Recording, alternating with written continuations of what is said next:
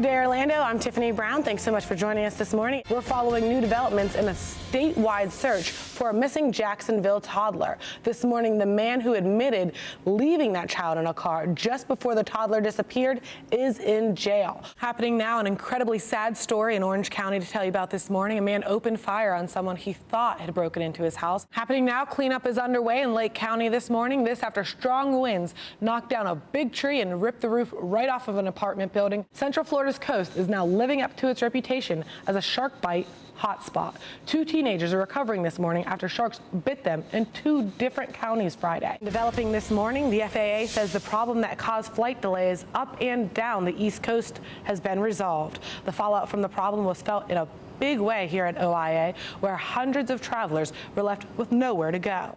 New this morning, there's a battle brewing between Disney and the union representing cast members who play Disney characters. Even on a day that doesn't feel scorching hot, the inside of your car can still heat up very quickly.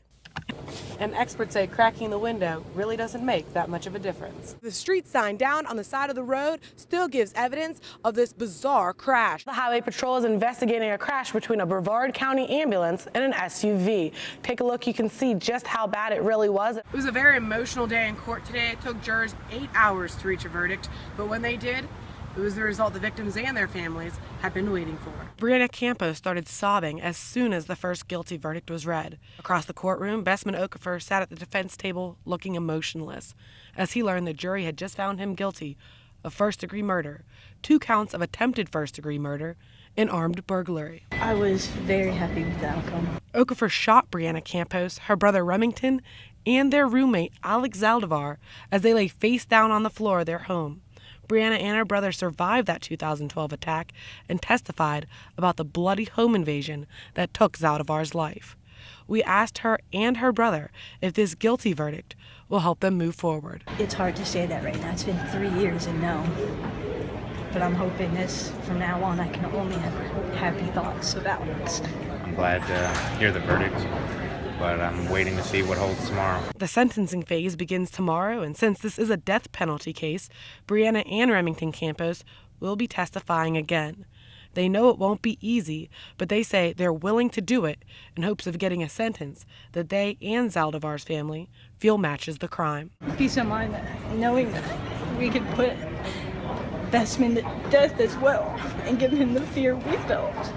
He needs to die. He needs to forfeit his life because he took my son's life. He needs to be gone. I mean, completely gone. And I want him to suffer. We'll be back out here tomorrow morning as the sentencing phase begins. Reporting in Orange County, Tiffany Browne, Fox 35 News. Traffic is moving smoothly here on I-4 near State Road 434, but in the next few weeks there's going to be a lot more than just cars on the road.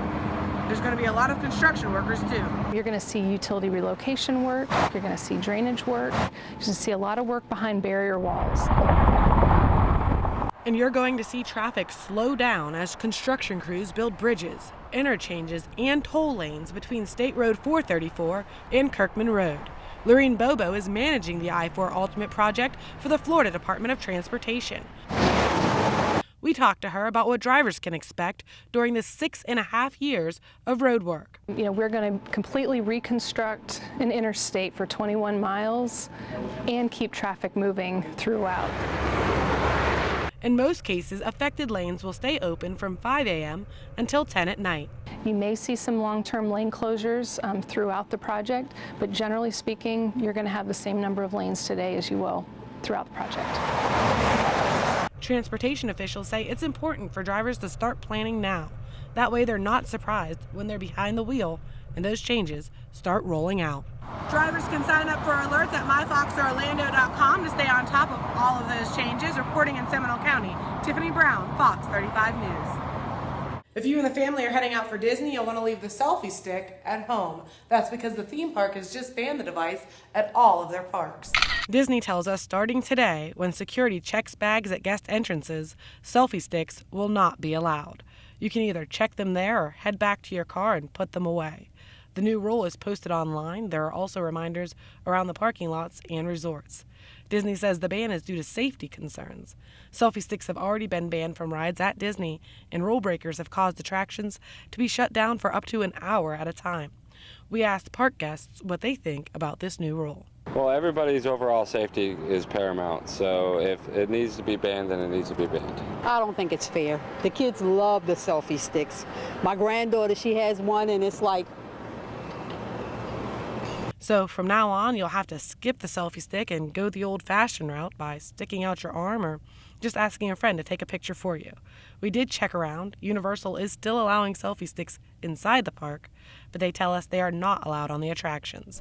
Tiffany Browne, Fox 35 News.